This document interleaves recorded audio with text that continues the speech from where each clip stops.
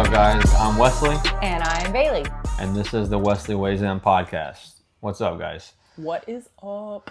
So this episode's going to be kind of like our beginner's guide to competition, I guess. We'll get into some details on different competitions we've done, different rule sets, kind of energy going into a competition. Might even get into like a little bit of what I eat diet-wise before a competition, right? If that even matters to y'all. So you want to start us off? Like, kind of what's the vibe on the competition scene? Yeah, well, just generally speaking, I feel like we compete a good amount. And we got a lot of like kiddos who compete at our gym.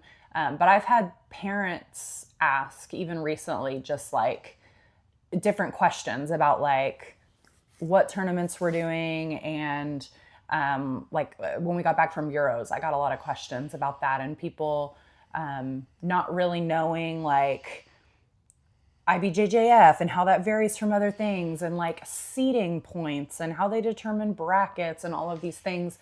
And I think it just made me realize that I think there are a lot of people out there who either want to compete or they're kind of starting on the competition scene, but they don't really know like what they're getting themselves into. They don't really understand what they're looking at, where they can look for competitions, how it all works. And so I thought we could just demystify. I think we should talk a little bit, like as far as where we start, talk a little bit about kids competitions and like the different types. I think that there's a lot of tournaments, and so it's hard to know where to go. And I think parents, when they first start, they're just all the same, and they're not really all the same. Mm-hmm.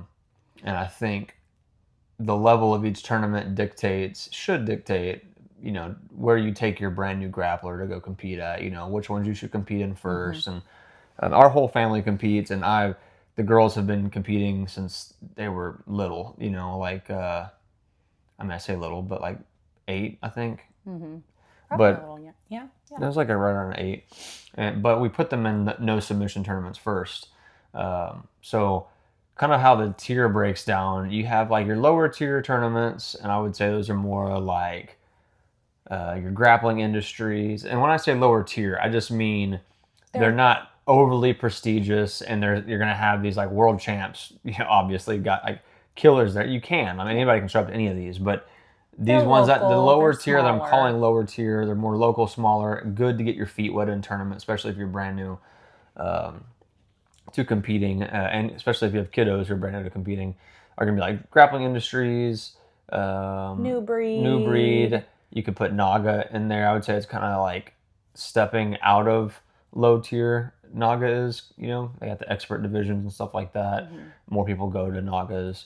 Even AGF. From what I understand, Naga used to be a super high tier. High tier, I guess. From what I understand. At least for kids, because back in the day, I think even. Well, back in the day, they didn't have kids competing in IBJJF, and so but I think even Nagas were like big for adults. Yeah. Really, you know, I'm just saying, especially for kids, like that was. From what I understand, I'm kind of going mostly based off what we know now and what is currently the standard. And Bailey mentioned AGF. I wouldn't put AGF as a low tier. AGF has like a cult following almost. They have a bunch of parents and families that are like dedicated to AGF. And they have a really good system, how they have things done. They're well run. Mm-hmm. I would say AGF is right on par, in my opinion, with World League, but it doesn't feel as big, but I would say it's on par with World League. So if you're going to AGF, you're going to run into similar competition as to what you run in at World League.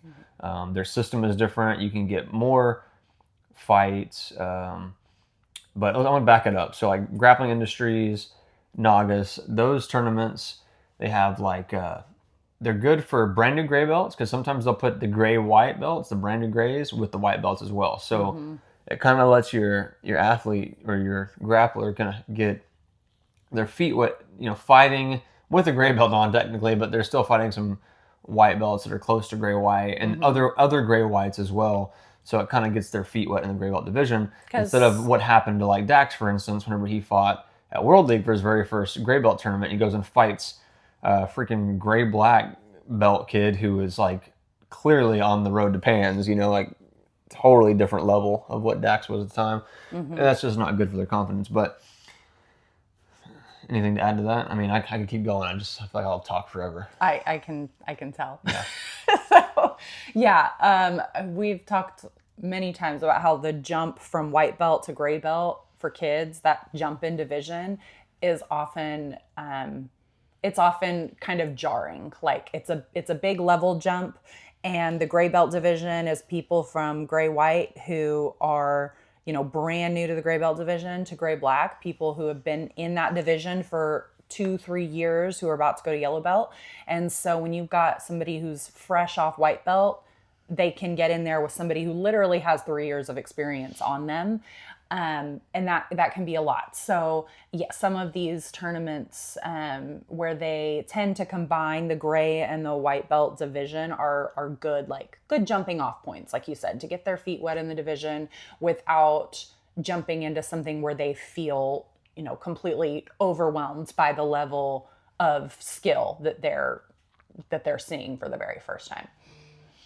Yeah. So, like I said, you have the Nagas, the new breeds, grappling industries, and there's other ones too. What are some of the other ones? I can't remember. Well, so, and for the record, we'll say this again in a second. Which, by the way, I think for this episode, we will put a lot of like links and resources in the show notes for parents who are wanting to look into more information about competing and that kind of thing. But a great place to find a lot of these like initial tournaments is Smoothcomp.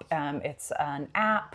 It's a website, but if you go to Smoothcomp, and we'll put the link in the show notes, there's all kinds of different tournaments like this. So in addition to like Grappling Industries, New Breed, Naga, AGF is now on Smoothcomp, which is actually great. But then you'll find little ones. You'll find like there's Fuji tournaments. There's Tap Cancer Out, which is a great tournament that a lot of our kids at our gym have competed in before. So yeah, there's honestly, once you get in there and start looking, there's way more, several that we've never participated in before, that we don't know a whole lot about, but there's a whole lot of options if you go to Smoothcomp. So that's a good just starting place to say like, oh, I'm looking for some upcoming tournaments, but I'm not ready to go to a level of like IBJJF, which we're going to talk about in a little bit. Hit up Smoothcomp and just kind of scroll through and see what options they have. But yeah, Fuji is one that comes to mind, as well as that other one that I just said. Yeah, so kind of while we're on that same vein as Smoothcomp and competing and stuff like that, a good tool, like you said, is Smoothcomp. But I also encourage all the parents, like, don't just solely rely on your gym to have all the rules. There's so many different tournaments, there's so many different rule sets. And I mean, a good gym will know the rule sets and they'll prepare your kids, but also know what you're getting into. Don't go into it blindly thinking, well, they're just going to take care of everything. It's not necessarily their job to take care of everything, but you should be well informed. Yeah. And if you're a good gym, they'll be well informed as well. But it'll help you as a parent to know what you're looking at, scoring wise, rule set wise. And also, no coach is perfect. Coaches make mistakes if they miss a call. At least you'd be able to recognize it. You know what I mean? So, because to your point, and I don't know that all parents know this, that the rule sets are different. Like there is no standardization across Brazilian Jiu Jitsu for rule sets. And they can be vastly different, which we'll talk about more of that as we go. But that's super important to know that scoring can be different. Rules of what types of things are allowed and are not allowed are different from tournament to tournament. Like Wesley said, some of them have no submission divisions, which is really, really good, especially if you've got, super young kiddos who just really want to start competing. But or maybe you just want them to start competing and they don't, like with the girls, they didn't know I didn't know. Like I told them, you want to compete? Oh yeah. So I put them in what was going to be the safest and had the highest opportunity to grow interest in it. And this kind of, I'm going to tangent off of that. You don't want to put your kid in, anybody who's competing. You want to set yourself up, in my opinion, if you're new to competing, especially if you've never done any other combat sport before, set yourself up for the best possible success you could have. Like, don't, in my opinion, okay, don't, go out there and put your kid in a division. There's nobody in his division, so you decide, well, there's someone in a higher belt rank and a higher weight class. I'm definitely gonna let's just do that. That may completely sour the taste in your kid's mouth about competing, and they may get just destroyed, and it doesn't give them a realistic expectation of what the competition is actually like for their level. Obviously, as you get better, take risks and challenge yourself. That's not what I'm saying. But I'm saying for anybody, adults included, if you're having your first competition, I don't advise to jump up in weight and belt rank and stuff like that, unless you have really tested yourself in the gym. But if you're like, I've already been doing this a couple of years, but I've never even had a competition, and I would suggest against it, especially for the kiddos, because you just want them to go out there and have fun. You want them to be able to have a good experience and not come back and feel like they just got murdered. You know what I mean? Just totally destroyed. So. And for most of these tournaments, because a lot of the ones we're talking about, these, kind of good starting tournaments, they are smaller, which is part of the benefit, is there's not these huge numbers of people, but because of that, they will often give you an option when registering to say, like, oh, if there's nobody in my division, am I willing to go up a weight class? Am I willing to go up a belt level? Am I willing to do all of these things? And, as a parent, you want them to be able to have the opportunity to fight. But especially if they're brand new, I mean, really think through that. Odds are, we would recommend don't do that. If there's nobody in their division, at their level, at their weight for them to fight when they're starting out competing, then wait till the next tournament. It's not worth it to like crush their spirit. And also recognize too that, I don't know, I think every gym is different, has a different standard, but some gyms, and maybe a gym that you're at, there's a standard held for those who don't compete, and there's a standard held for those who do compete. And for the ones that do compete, that standard's usually higher because the competition is very fierce. Okay. For the ones who don't compete, they're more casual and they're hobbyists, like they still put in hard work, but if you wouldn't hold them back on a belt promotion or anything like that based off of how they're doing in competition, because you don't have that measuring stick or anything. So you do it based off of their just progress straight in the gym. So let's say you've been promoted a few times and you're in a yellow belt now, but you've never had a competition. The last thing you want to do is go put them up a belt in a tournament, because they may not be like, I'll call it a competition yellow belt, because it's just a different level. Also, it could just be nerves and all kinds of stuff they've never dealt with before that changes, how they actually fight out there. They may look like someone totally different when they step out on that mat. And this goes for any combat sport, any sport, really that builds nerves, whenever you're about to compete. So just understanding the fact that they're what I refer to as, I don't know if it's like the nicest term, but it's like your competition ranks, and then you have your hobbyist rank, and it's just, they're just a different level, because the kids who are more hobbyists, they want to come in, they just want to have some fun. They don't really care so much about winning. They want to learn the sport, and that's perfectly fine. That's great. But then you have the competition mindset kid who is like, they just want to train, and it's like they want to make it their life. They're training as many hours they can in a week that they possibly can, private lessons, all that. And when you put a hobbyist who's done 3 years of jiu-jitsu, who is a gray black belt, and then you put someone who is trained, let's say 10 to 15 hours a week in jiu-jitsu for 3 years, and is now a gray black belt, then the competition is just going to be totally different between the two of them. So you just got to keep that in mind, and really prepare your kid for competing. So yeah, absolutely. I wanted to touch on one thing quickly too about these tournaments where they sometimes combine gray and white belts. We said those are a really good tournament for a fresh gray belt to enter. not a great tournament necessarily for your fresh white belt. Yeah. To, you know, like if you've got a white belt who's wanting to start competing, those are the kinds of things that you want to look for. If they're going to combine that white belt in a division with gray belts, probably not a great tournament for them to compete in, because again, they're going to be going against people who are potentially much higher level. So finding one where they're going to make sure white belts stay with white belts and gray belts stay with gray belts, that is going to be ideal for your white belts.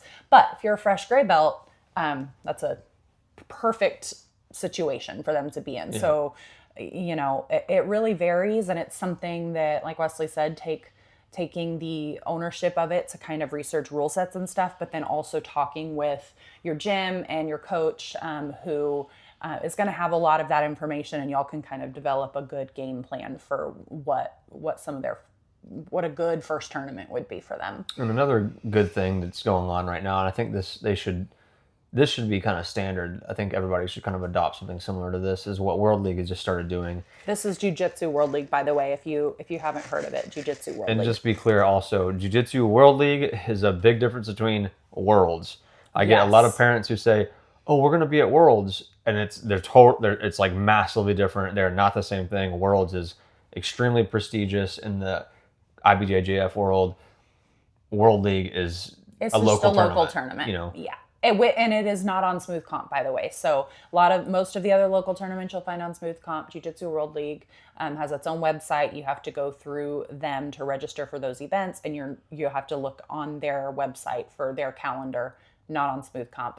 We can put that link in the show notes also. Go ahead. But so anyways, the thing that World League is doing is that they are they're allowing white belts and gray white belts who, I think it's gray whites, it's got to be gray whites, but it's like it may classify it as the gray belt division. I think it's just gray whites.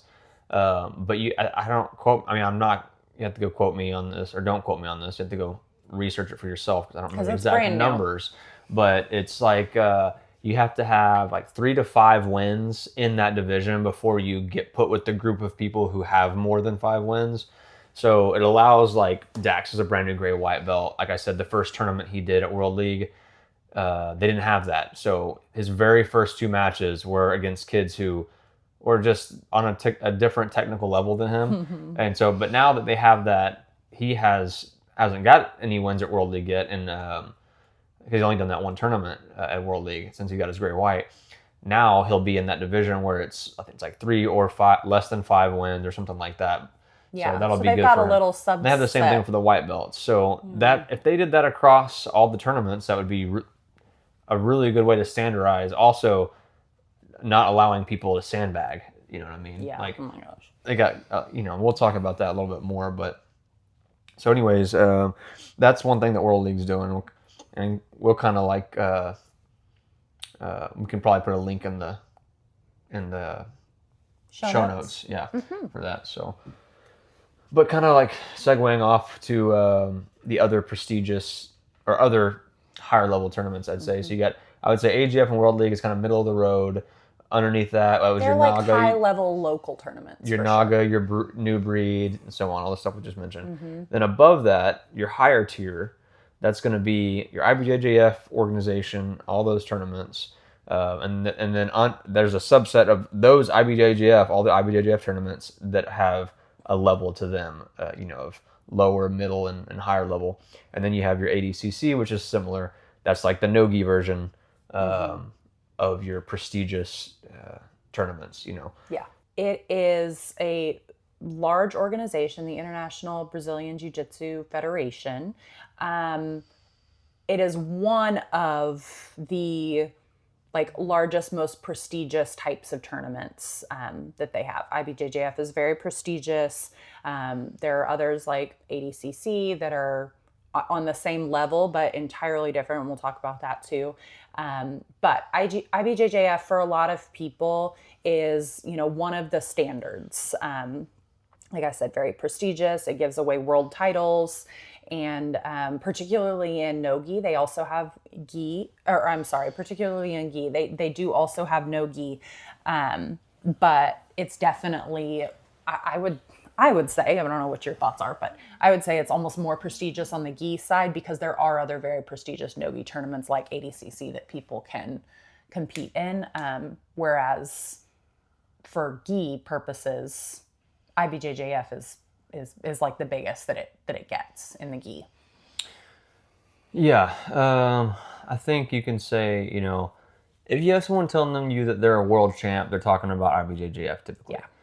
If they, they'll say they're, ADCC. I think, I don't know as much about ADCC as I do IBJJF, so don't quote me on everything I say, but I think that, you would say like I'm ADCC, I want ADCC trials, or I can't remember the big ADCC. It's world. It is worlds, right? But I Yeah. feel like people would just say like ADCC champion. Yeah, They don't necessarily constitute it World champ. worlds as much. In my as opinion, I IBJJF. personally think that IBJJF tournaments, like worlds and so on, is higher level than ADCC slightly. That's just in my own personal view. There's other people who are going to probably disagree with me that they don't even like want to touch IBJJF. They think it's, and there's a lot of valid reasons behind what they think. They think it's too expensive.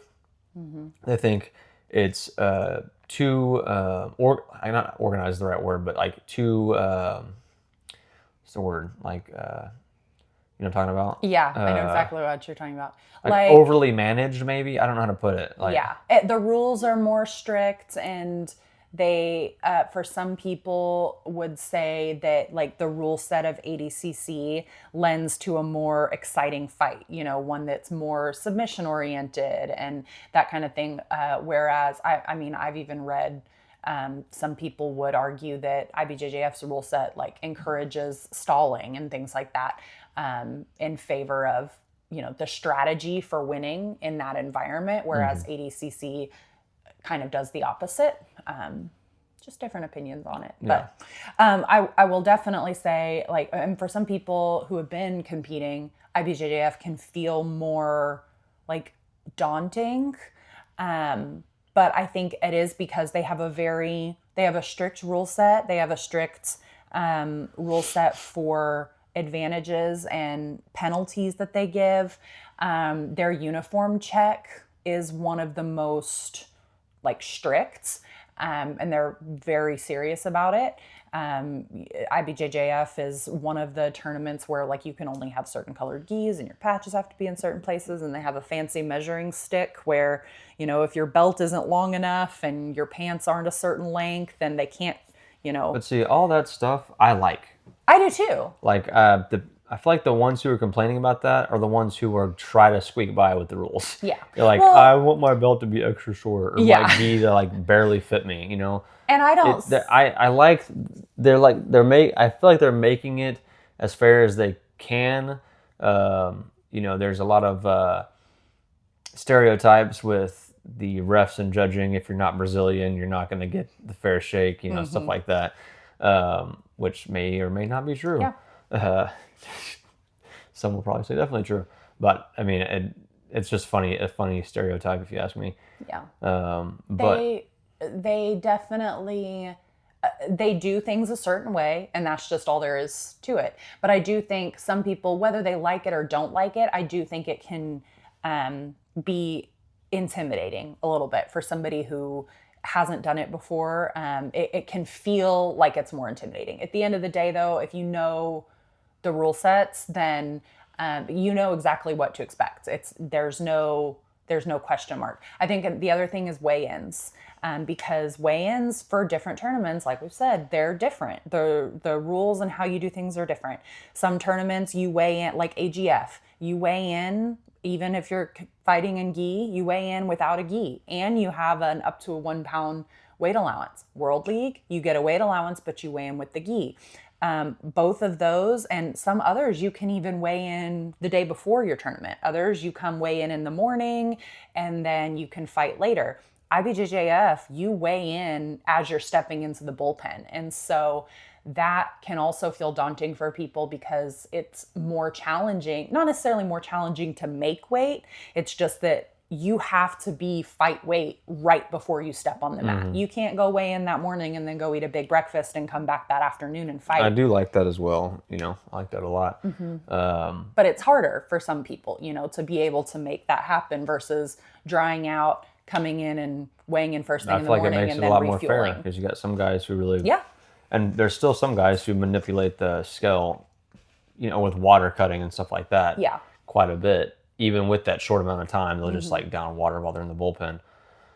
And then they'll just continue to take in carbohydrates after their first match and stuff like that. Yeah. And there's a whole lot of other tournaments too that we're not even going to probably touch much on. You have like super fights. IBJJF has their own type of super fights. ADCC has their own types of super fights. But those are like professional level, very high level tournaments. Your kids right now are not going to be running into stuff like that, But IBJJF, it's really, in my opinion,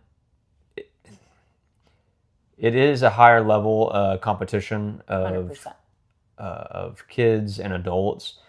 But you can still run into those same kids at World League. You can still run into those same kids at AGF. And that's why I tell parents, especially at the gray belt, like they get hit solid gray, and even some in the gray white. In my opinion, you should already be like, if you want to do IBJJF, you need to be getting your feet wet in it. And I know it's hard to decide, whether or not to do that and pull the trigger on it because it is expensive. It's one of the more expensive tournaments. And the thing that sucks about it is it's single elimination. So yes, if your kid has a 12-person bracket and you spend $150 on them to enter one division and they lose their first match, you get no more fights. Yeah, so that's it. You kind of really got to bet on yourself and skill. And I understand why that can be daunting, to pull the trigger on it, but you got to get your feet wet in it and see those small gains. Not wait till you're a gray black belt to be finally fighting, because then you got 1 year before you're doing it all over again. Yeah. And I think that's something that parents do not realize is like the gray white division is a get your feet wet belt, right? Like you're gonna be facing guys with a year, 2, 3 more years of experience than you almost. You're going to lose some matches, but you're going to grow from all those losses that you have. It doesn't mean that, these guys are... Now, sometimes it does mean people are sandbagging, for sure. Oh, yeah. But it doesn't always mean they're sandbagging. And then when you hit gray belt, now the gray blacks that were, if they're not, sandbagging, they've moved on to the yellow belt division. And then now you have a new crop of gray whites. And your gray belt kid is now doing better. They're getting 50-50 on the wins, Yep. They're coming up against some gray blacks, having some tough fights, still learning from that experience, and then they're also getting wins from gray whites, and gray whites are doing their thing as well. It's part of it. Go ahead. And then so when you hit the gray black division, you don't want to go to that division and now decide that you want to do, in my opinion, decide that you're going to do the IBJJF. Because then 1 more year goes by and you're right back in that same scenario where you're at the bottom of the barrel again, fighting your way up. And I think that's just a thing that parents got to realize, whenever their kid is in the gray-white division and the gray belt division and they're seeing a lot of losses. It's not losses because, maybe not because of the coaching or because of any XYZ thing that's like personally happening at your gym. It could be. But more often than not, if you stick with your gym and you follow it through, you're going to start seeing your kid, just because of the way the belt ranking system is, come gray belt and gray black belt, they're going to just start getting wins because they're the better person in the division. Like, period. That just common sense. It just tells you that. Because the gray black belt is going to be fighting a bunch of lower belts, and you're going to start starting to get a lot of wins. So the true test will be whenever your gray black comes up against another solid, good gray black fighter.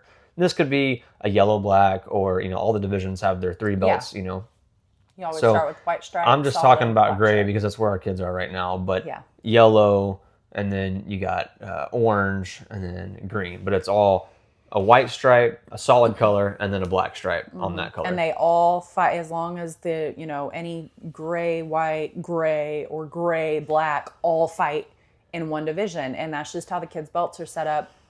And it's tricky just because you spend about a year at each one of those levels. So, give or take, depending on the skill level. Sure. But you, at any given time, absolutely could be in the same division fighting somebody with 3 years of experience on you. And, that's just tricky. We've talked about it many times that for kids, it's rough because wins can 100% be cyclical, and it's not only belts. It's also weight because kids are growing. And so inevitably at one point, you're going to be at the top end of your weight class. And if you're lucky, at the top end of your weight class and a gray black or whatever. But at some point that comes back around, and now you've bumped up a weight class. You can't make that lower weight class. And now you're the smallest person in your division. And now what? You're a yellow white. And so now you're fighting people way bigger than you with more experience than you.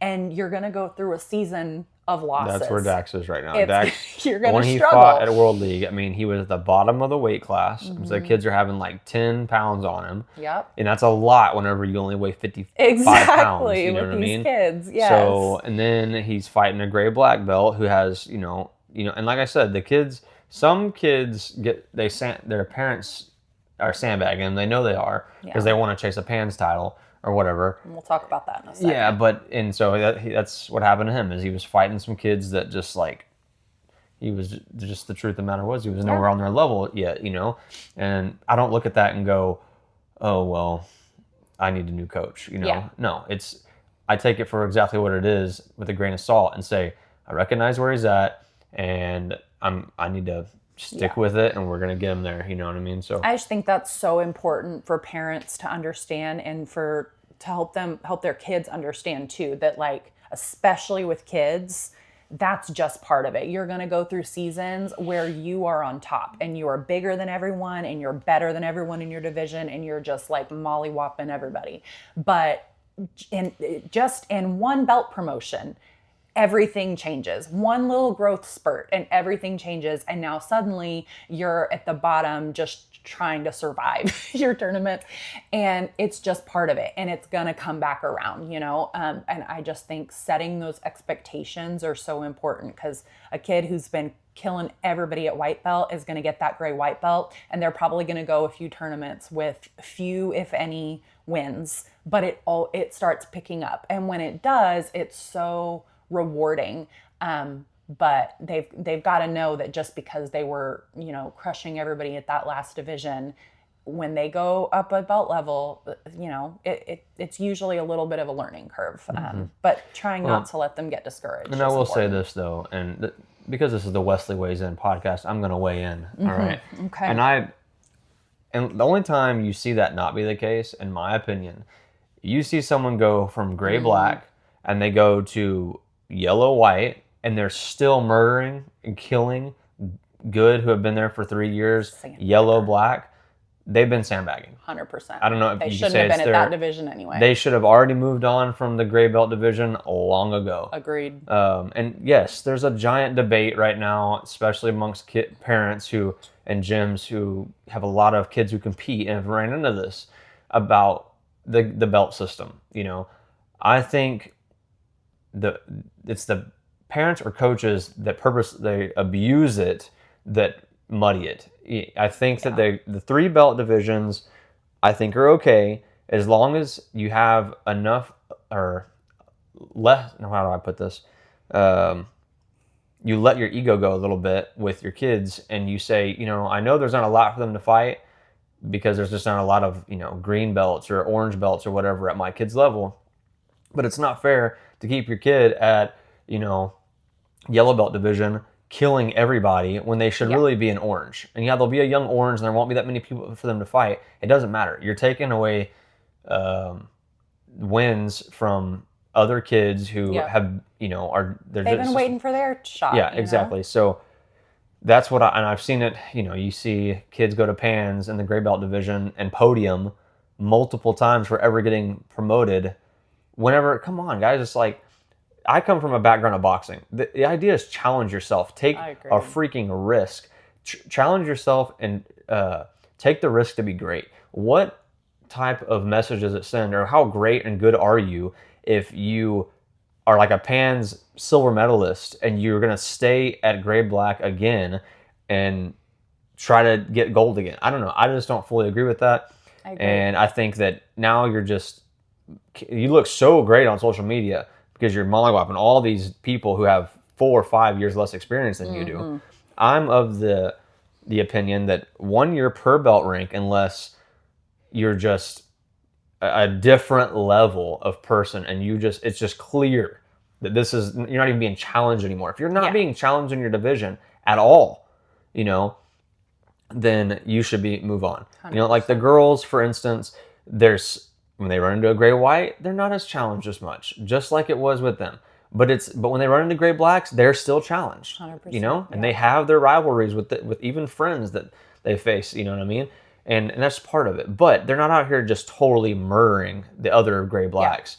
And they're close matches, and they're gonna all rise together. But if they were out there and everybody that they faced at the gray black division like wasn't even close, and they're just like stopping them the first minute, 2 minute, with the exception of like the top 2% in the entire world, then those top 2% should be already on to the next belt rank. I mean, I agree. I feel like personally, like that's not even like, oh, pat yourself on the back. Like I wouldn't even feel good about that. Why do you feel good about winning all of these medals over people that you are intentionally not allowing yourself to be challenged at that next level? You'd rather stay down here and beat up on people who you have way more experience than, you're better than them, you're on another level. That's not impressive. Like it's just, it's not impressive.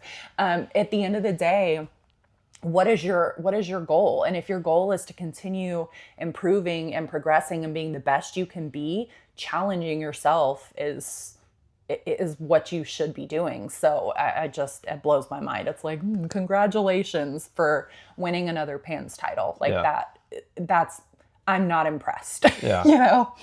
Do it in the next division in your next belt rank. Exactly. But anyways, we say all of that I'll bring that back into IBJJF because we keep talking about PANS, and specifically because we've been talking about kids divisions.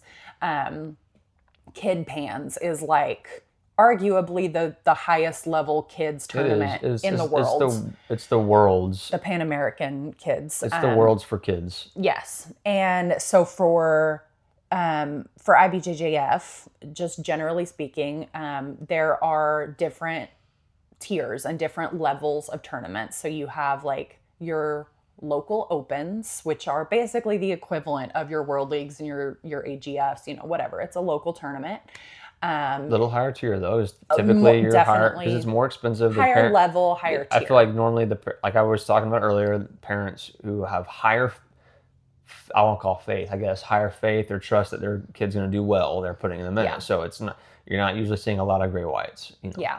Well, and I guess even to back up a little bit, some parents, right, of all these things we've said and why people would or wouldn't do, and it's more expensive, whatever. If I were hearing all of that as a parent and I didn't know what I know about competing, I'd be like, then why do it? Like, what's the point of doing that? If it's more expensive, they might get out on the, what's even the point?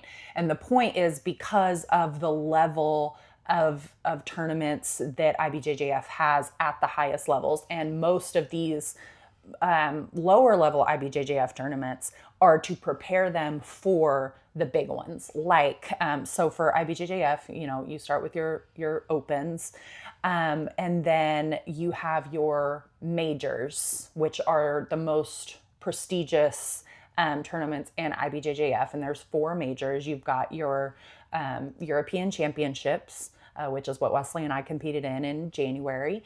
You've got Brazilian Nationals. You've got the Pan Americans, and then you've got the World Championships. Those are your 4 highest tier majors, and those where you really get a title by winning one of those.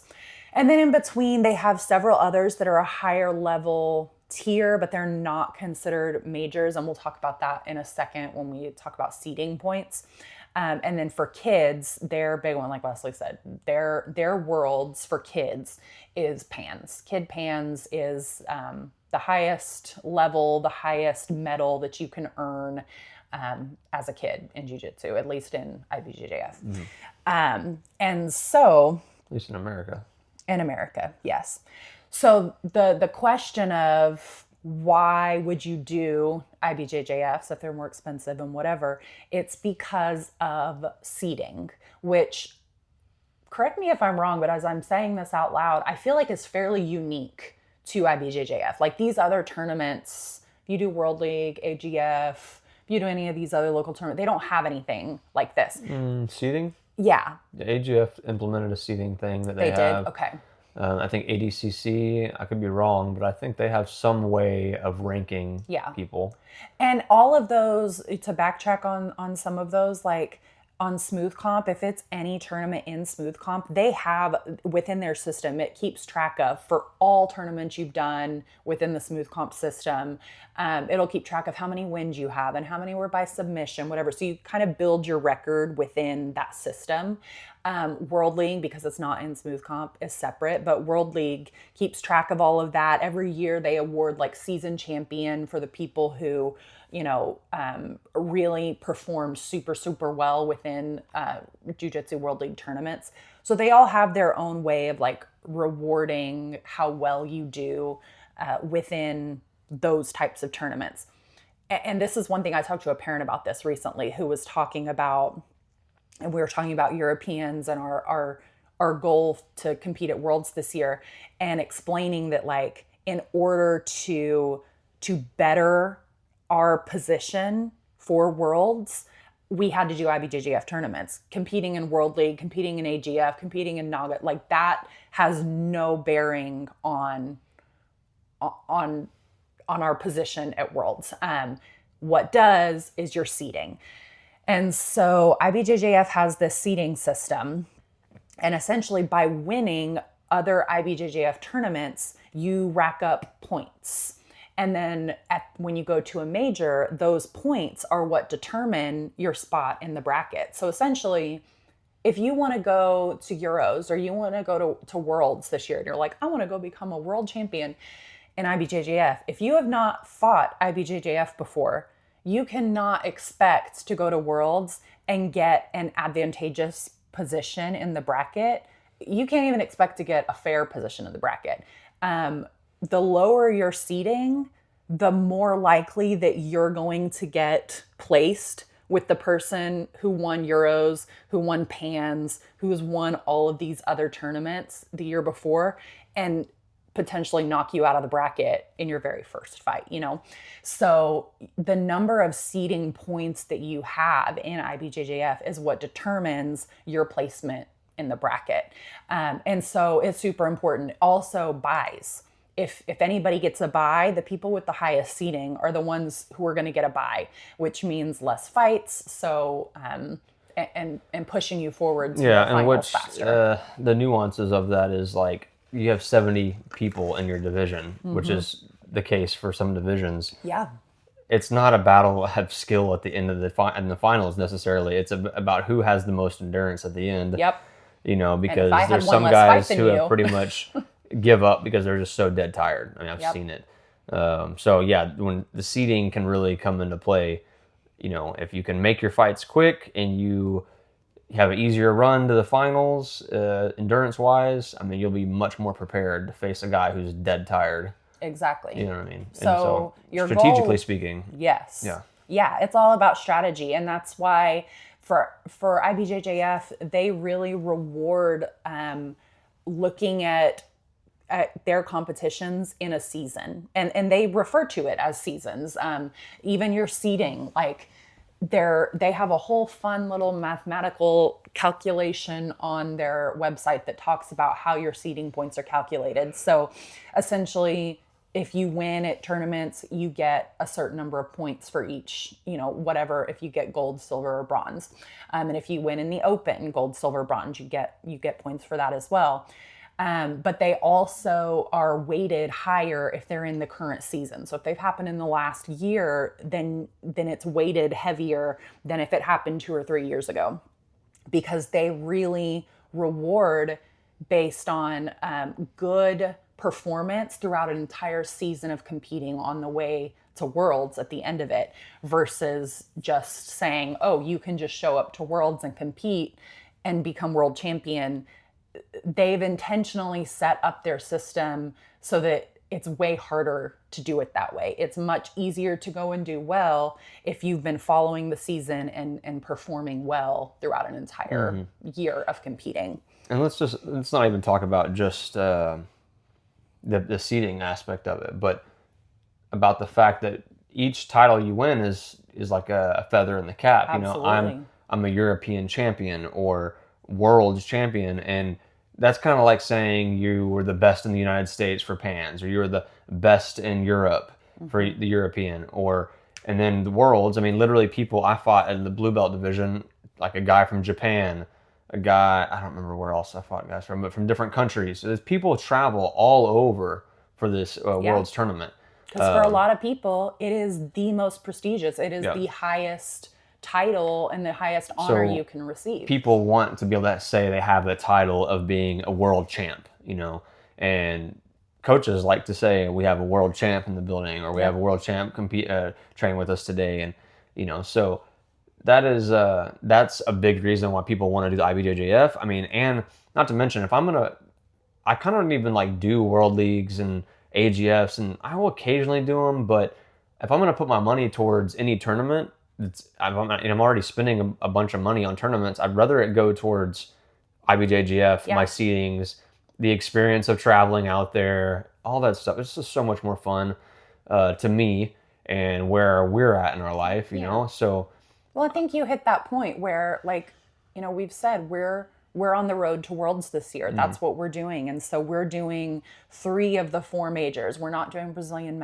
nationals, but other than that, we're doing all the majors this year, and that's been the goal. Is at the end of it, we're going to Worlds, and so yeah, like sometimes if if the gym's doing a world league or whatever, we might jump in and do that, but for the most part, because we're on the road to Worlds, it makes the most sense for us to focus on IBJJFs because we're trying to get our seeding points up, and every medal that we can earn is earning us points to put us in a better position to take home a title at Worlds this year. And that's what we're shooting for. That's one of the reasons we did Euros. So kind of on the line of these different tiers of events, there's a standard like number of points that you get for each medal that you earn at IBJJF.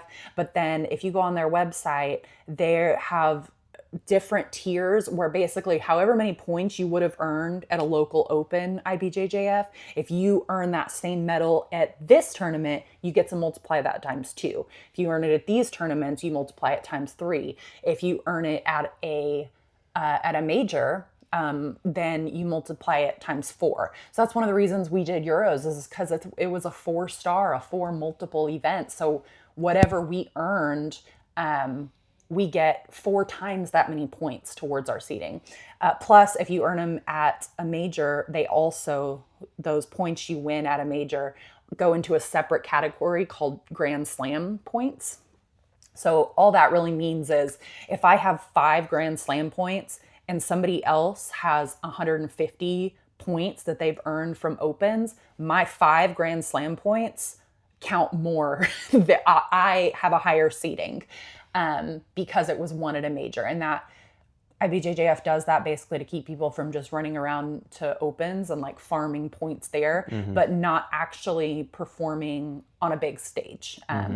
And so, yeah, all that to say that's why we're doing what we're doing, and that's why a lot of people, once they start doing IBJJFs, they really stick with that, because all of these other tournaments, they're great for experience. They're great if I want to be a World League season champion, but if I want to be a world champion, then I need to be competing at IBJJFs. That's where I'm going to get the most bang for my buck.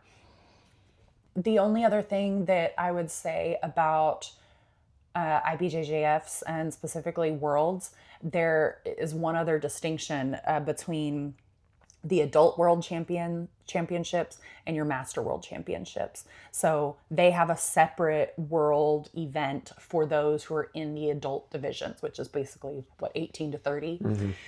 They do that separately. 18 to 29. 18 to 29. And then for anybody who's in the masters division, they do Master Worlds. So they just completely separate those. Master Worlds happens at the same weekend as Jiu Jitsu Con, which is another huge event. And so that's where we're going to be competing later this year. But Adult Worlds is technically separate. And I guess the other main distinction with that is you actually have to qualify to compete at Adult Worlds. You have to have a certain number of seeding points. It's not like a crazy amount, I wouldn't say. I want to say for Worlds, it's like 80. You have to have 80 seeding points, which you could win by winning gold in just your division in like 3 different opens. If you do the open weight class, then even faster. But that's a big distinction. Master Worlds is, the same, level caliber. You're still a world champion, but you don't have to qualify. Anybody can sign up for it. Yeah, don't say that. It's not definitely not the same caliber. It's not the same A lot of caliber. people don't even think that Master World's Champion is a real world's title. Well, I think that's baloney. Well, there's a lot of people who think that it's not. So it's definitely different because it's definitely much harder to be a adult world champion. Yeah. And there are special rule sets that and allowances for that, like promotion waiting timelines. Like IBJJF has certain timelines that say you have to sit at a certain belt level for so long before you can compete at the next higher weight or higher belt level in IBJJF, unless you win an adult world championship. I think we talked about this on a past episode about how Mia Finegra was able to become the youngest black belt adult world champion. And that was part of it because of winning world titles that allowed her to progress through the ranks faster because of those special circumstances that normally, like any of us, we would not be able to progress to black belt as quickly as she did. Mm-hmm. So yeah, that's kind of how the IBJJF breaks out. ADCC is its own separate thing that we kind of talked about. Different rule set. Only nogi. Yeah, it's all nogi only. Different. It's like each group. ADCC guys typically hate IBJJF tournaments. And vice versa. Kind of, not really. I mean, I would say that the gi guys, I feel like the gi guys hate on nogi guys way less than nogi guys hating on gi guys. I think nogi guys have a... IBJJF people are like, I may not be as big a fan of ADCC, but like they're still cool with it. Whereas ADCC guys usually like hate IBJJF. No one have anything. Well, Mikey Musumeci just said that the gi is way harder than nogi. Yeah. Yeah. So interesting. And I think it's just there's way more variables. It's just true. Yeah. And if you want to say nogi is hard in the respect that it's higher level of endurance because it doesn't slow down as often, you could say that's not the one determining factor on what if something is hard or not is the level of endurance you need for it. Yeah. That's a whole nother podcast.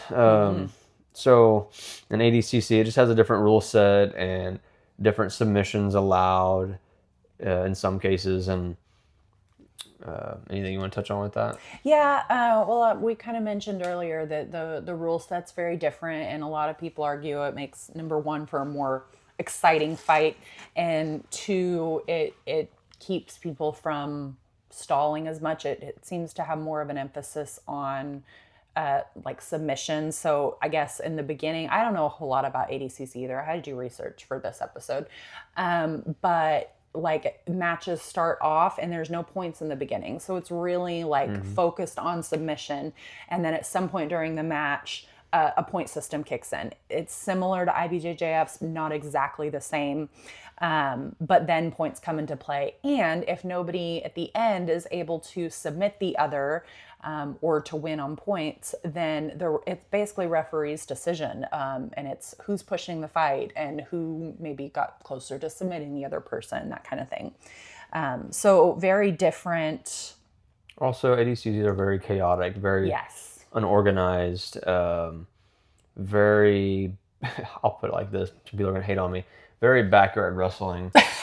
You know, like you can go off the mat. Nobody cares if you fall into a 3-year-old child. You know what I mean? And just keep going. All that matters is the match. So I saw, which is cool up to a point, but like it's still a sport. It's Yeah. or not whatever. I'm not going to hate on it. It is. It's just its own entity and animal. And I'm Yeah. all for ADCC. I want to compete ADCC. I've already signed up for an ADCC. Like I haven't paid for it yet, but how you can do on Smoothcomp where you put your name in there. I'm seeing if anybody yeah, goes into it. ADCC's on Smoothcomp. It's not all low-level competitions on there.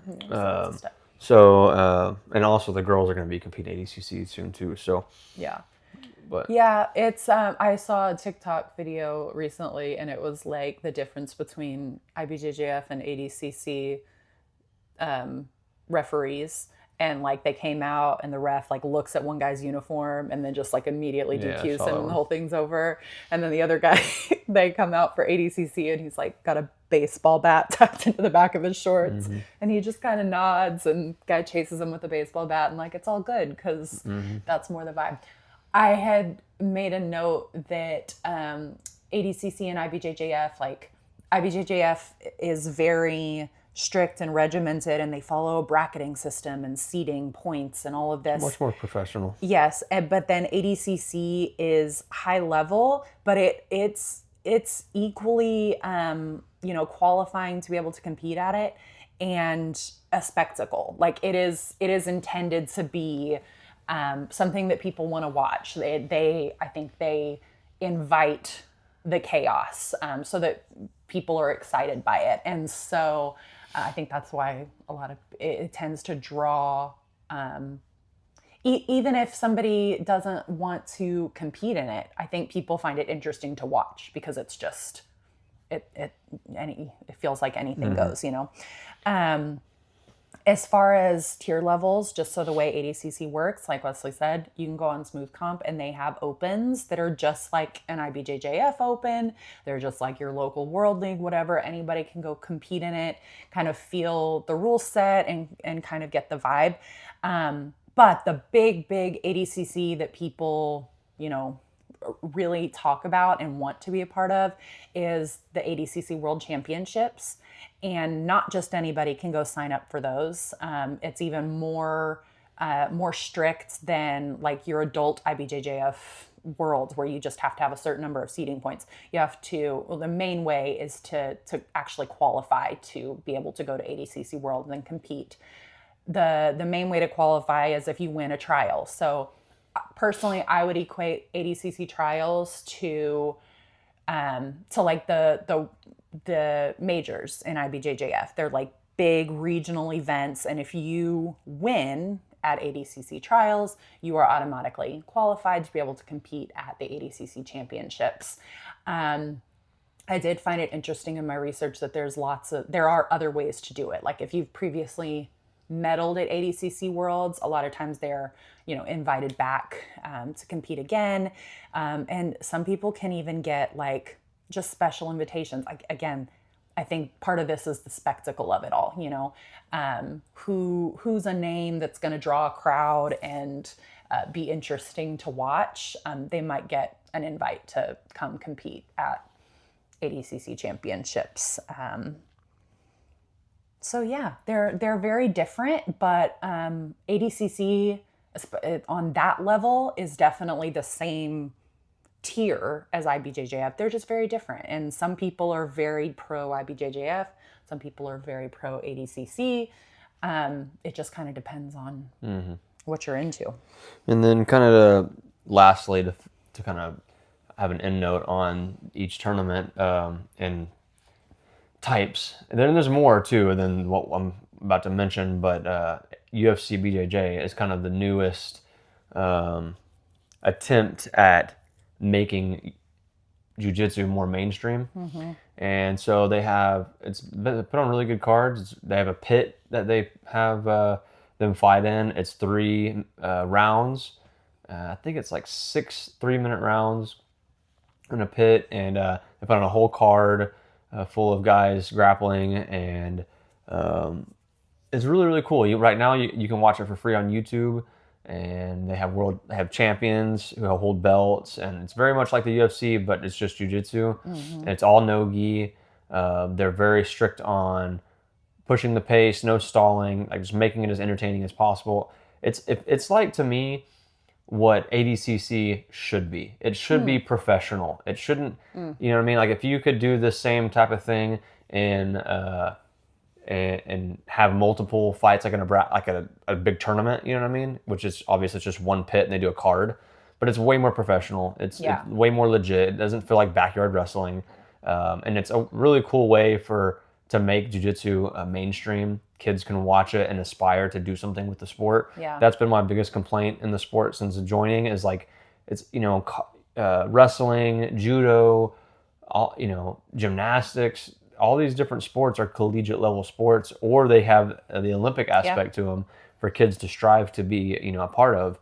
In jiu-jitsu, it's like, I can one day do instructionals, like I can't wait for that. I can have a gym one day. It's not very appealing to a child, or to be a world champion. And end of the day, that sounds great, and it is great, but it's not bringing home a lot of money. There's not a paycheck associated with that. Very few amount of people can monetize to a level at which boxers do after going to the Olympics and doing well and so on.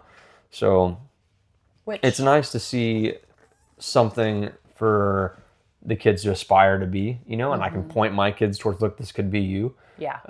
Because they do watch UFC BJJ and we watch it together, and they really like, staying up and watching it, and eventually it's going to click with them. I think it takes some time sometimes, and they may already understand, mainly Lennox, that this could be you one day. Yeah. I mean, the girls that are out there fighting, one of them talked about, I started training when I was 13, and she's fighting on UFC BJJ. Yeah. The girls started when they were 8, and if they keep going at the same level they are, they're going to be really good. Yeah. Well, it takes time with kids. I mean, Maddox is the same way with gymnastics. Like, we just in the last year have really seen her start to see NCAA gymnasts and being like, wow, that could be me one day, and really kind of aspiring to that. So, and we have several kids at the gym who are fans of UFC BJJ. It's cool to give them something to look forward to. And, that's more than just like a hobby we do after school. It can be more than that. You know what I mean? What kids see football as whenever they grow up and they want to be their favorite football player. You can have your favorite grappler that you want to be like, what I mean? And they all have their own personalities and styles they bring. That's really cool. So yeah, we even had a friend of Wesley's for sure, who just competed. We just had his UFC BJJ debut recently. We're hoping to talk to him on the podcast really soon. We're excited about that. Yep. And speaking of that, we have a couple. Jan is one of them that we've been talking to, and Dylan, having them both on the podcast together. We're working on scheduling that. We got Kyle from Kyle Short Jiu Jitsu. We're hoping to line that up pretty soon. He's been working on his new gym, so that's kind of it's made it tough to get it on the schedule because we want to do that in the new gym. And then the newest kind of on the horizon guest that we have planned, and we're just about getting it on the schedule right now. Is the main deal, is trying to figure out how to fit him in. Is Greg Saunders. So that'll be really excited because I'm really big into learning a lot about CLA right now. I've been having conversations with him on social media a lot. He talks he's communicates a lot with the people who are interested. So I've been having some conversations with him about that. Yeah, he just likes to talk about his opinions on stuff, and we like to be opinionated around here, right? Yeah. So shout out to Greg, and I'm really looking forward to that one. Greg weighs in on Wesley weighs in. Right? Yeah, no, it'll be really cool. And I hope one day to actually get to go visit his gym. That'll be really cool, and go to one of his seminars. But anyways, that's kind of what we're up to, guys. And that's kind of the breakdown of all the different tournaments. And yeah, there's so much more we could probably go into. We didn't really talk about super fights much. Didn't talk about, oh my god, I mean, CJI, that's one of the newer ones. We talk about trying to make money in the sport. That's kind of where UFC, BJJ, kind of, in my opinion, they kind of took some ideas from CJI. But that's a whole nother podcast, and there's a lot more to talk about when it comes to kids tournaments, adults competing, all that stuff. But at the end of the day, more than anything, get your kids in competitions. If you're in jiu-jitsu and you're an adult, get in competitions. Yes. Do ones that in the beginning that are not extremely high risk, in my opinion. That way you give yourself a good taste for competing in the beginning. You don't just like get yourself hurt or something like that and never want to compete. And then work your way up. And work your way up and then take those chances, you know what I mean? And challenge yourself. So, But we've said before, competing, there's nothing like it in the sense that you cannot duplicate competing in a training environment. As much as you try, as hard of roles as you're trying to get in, it is impossible to duplicate what it is like to compete without competing. It's the only way to really get out there and test your skill against people your size and your level and really see where you stand. It's just a different world. And so I just think it's really important that everybody at least try it, to me, it's like the parent who tells their kid, do XYZ on the mat, do this, do that, get up. But they've never been on the mat a day in their life. Yeah. And it's like, get out there and try it. And then you'll have a different perspective. Exactly. Same thing for those who don't compete. Like, obviously, if you can't, and you have like some injury that you're afraid of getting hurt, it's a different story. Sure. But I recommend getting out there, because saying that you can keep up with the guy who competes and that's good enough, that's not the same. And you're doing that guy a disservice because it's not the same. It takes a level of calm nerves, how to, what a diet to have so your stomach's not all jacked up before you compete, a routine, cardio. Cardio, not gripping like with a death grip your entire fight so you're not dead tired. Under pressure, tournament brain is so real, things that you do all the time. And not to mention, it's the same reason that we say that cross training is important, but there are certain things you may do all the time in your gym that are not going to work against that random person in a tournament, and vice versa. There are things that never work in your gym because everybody in your gym knows it and sees it coming, but you go to a tournament and you hit things that you never thought you would have hit before. It's just a different litmus test for how good your jiu-jitsu is. I think that's... And if you go and you're like, I just get too nervous, I can't... Well, like everything over time, you get more comfortable with it, you know what I mean? But if you scar yourself right off the bat by some really crazy tournament you shouldn't be at, then it makes it harder to do it again, and you will have those nerves. But regardless, get out there, try it. It's important to your jiu-jitsu, in my opinion, and it's just fun. It's so much fun, especially once you start getting past the nerves. And everybody I think gets a level of nerves, and they just get easier to manage. Yeah, you know what I mean. But the feeling when you win, when they raise your hand, and I've said it before, even when you've gone out there and you've competed and you've lost.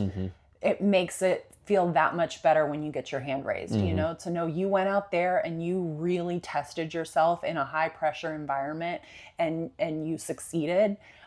It's an awesome feeling. So yeah, definitely. So that's kind of our breakdown. If anybody has questions or thoughts or anything related to this topic, parents, if you have questions about your kids competing, that kind of thing, we would love to hear them and let Wesley weigh in on some of those things. But outside of, go ahead. Also, if you have any guests or anybody that that you would like to think would be a good guest for the podcast, shoot them our way. Topics you want to talk about in the comments. Holler at us. We don't have to know about it. I'll research. Yeah, just hit us up and we're down to interview all the cool people. So yeah, for sure. In the meantime, please follow, subscribe, wherever you are listening or watching us. Also make sure you're following us on TikTok, Wesley Weighs In, Instagram at Wesley Weighs In. We're on YouTube at Wesley Weighs In. Comment. And hit us up if y'all want to train. We want to train. So hit us up. Yeah, that too. Ladies open mats for her. She loves to go to those when she can. I try to. I feel like I've missed so many lately, and I feel awful about it. And it's just literally because I have had something going on and I couldn't make it. I think there was one on Friday, and we couldn't be there because we were out of town. So, hit us up. Open mats, comp training. We want to be at it. So I'm actually ready to wrap this up, so I can go to open mat right now. I know. I got my gi pants on as we speak. He does. So all right. Well, that is it for today. All right. I'm Wesley. And I'm Bailey. And this is the Wesley Weighs In podcast.